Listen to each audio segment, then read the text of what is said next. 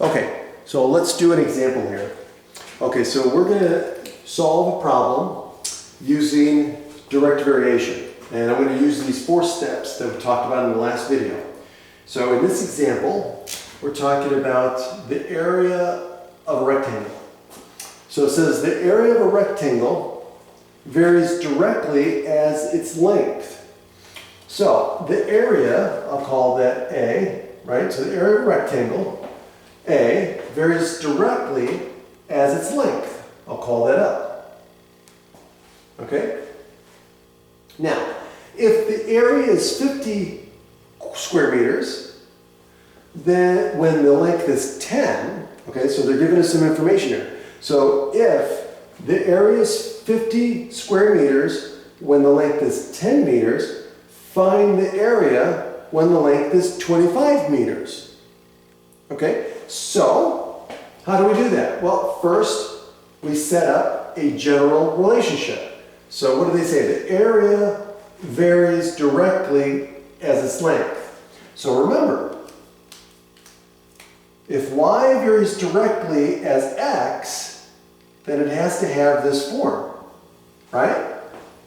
So in other words, area varies directly as length. We would write area equals k times L. And there's our general relationship. Okay?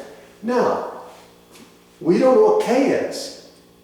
So we got to solve for k. What are we going to use to solve for k? We're going to use 50, the information they gave us. We know that when the rectangle has an area of 50 square meters, the length is 10. So let's plug those values in and solve for k.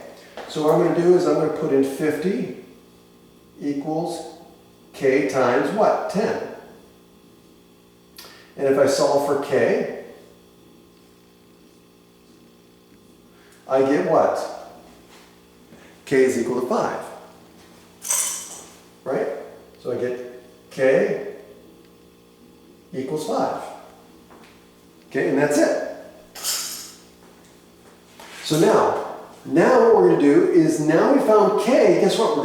Now we're on to step 3, right? So step 1, we set it up. Step 2, we solve for k. Step 3, now we're going to plug k back in. So now we have our formula, right? Our specific formula in this case is going to be A equals 5 times L. And then step 4, we're going to solve for the required unknown, given more information. So now we're given the information that what if the length is 25 meters and we want to solve for area, and we find that the area when the length is 25 is what? 125 square meters. And we're done.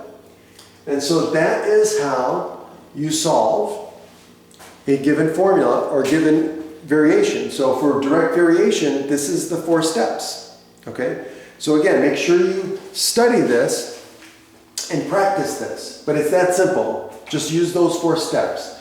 We set up the relationship, given the information, given the relationship that they're giving us, the variation. Then step 2 is we solve for k. Step 3, we put k into the formula that we got in step 1. And then we use the information that's given to us to solve for the unknown value, in this case, area. And so that's the answer. Okay. Have a great day.